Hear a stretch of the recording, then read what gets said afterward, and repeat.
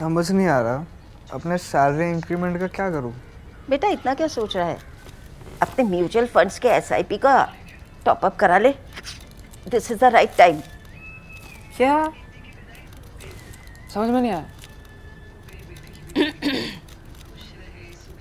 बेटा इतना क्या सोच रहा है? अपने म्यूचुअल फंड्स का एसआईपी टॉपअप करा ले। This is the right time. अब समझा।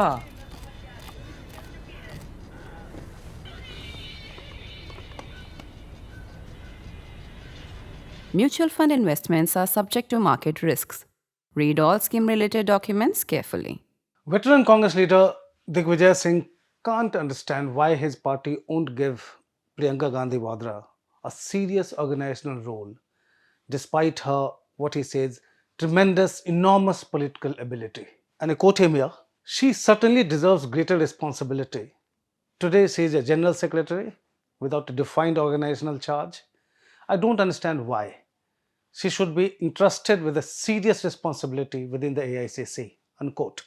That was the former Madhya Pradesh Chief Minister telling my colleague Isha Mishra in an interview last week. Millions of Congress workers and leaders have the same question in their minds. They can't, however, say so publicly, lest it be interpreted as a lack of confidence in Rahul Gandhi.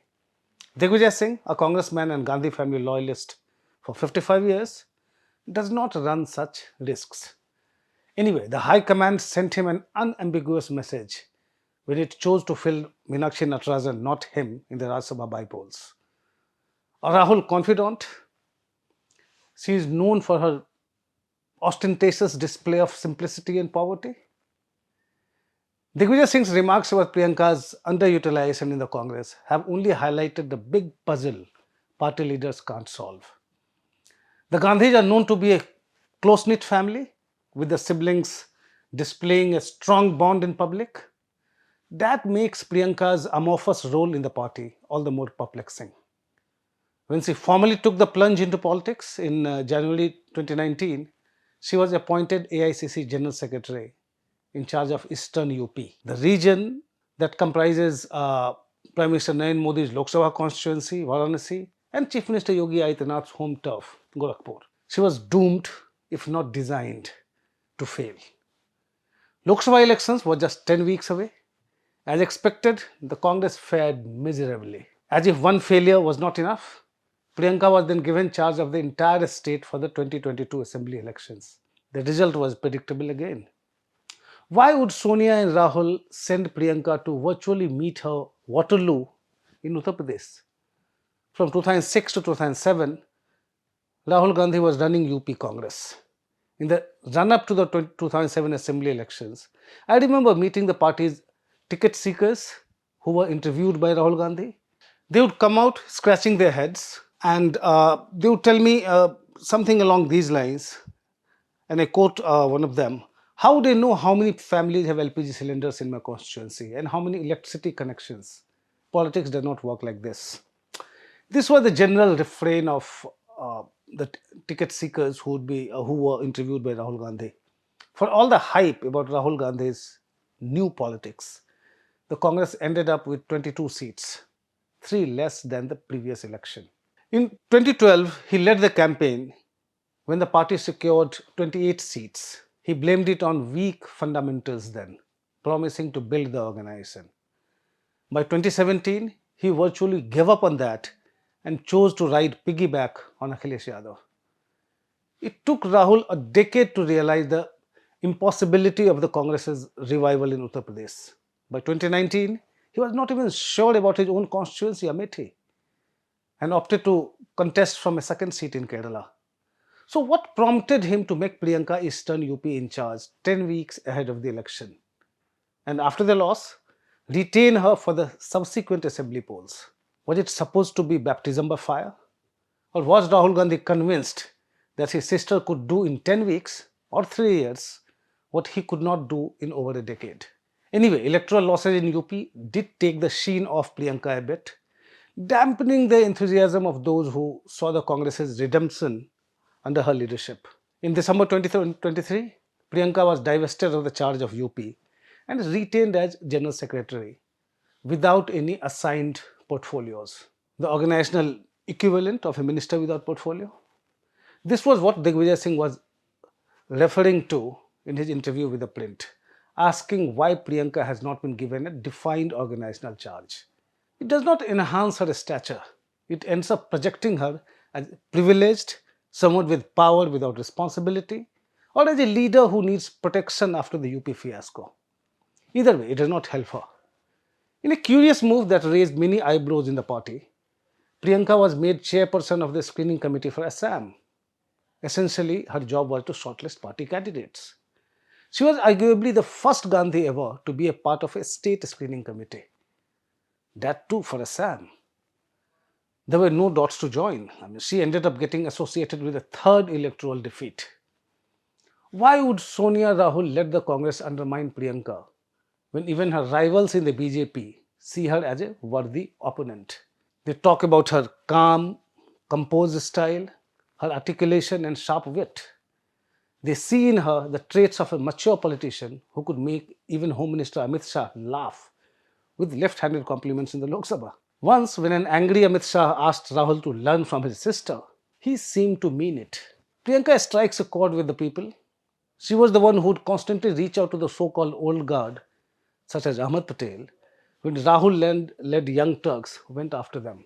Rahul Gandhi is not an organization man. He has been running the party for 2 decades, directly or indirectly, but the organization has remained in shambles.